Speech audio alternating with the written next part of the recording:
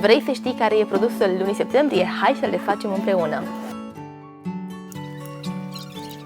Corpul bateriei. Uite, așa arată. Această parte vine în perete. Furtunul. Dușul de mână. Cam așa arată. Și accesoriile de montare.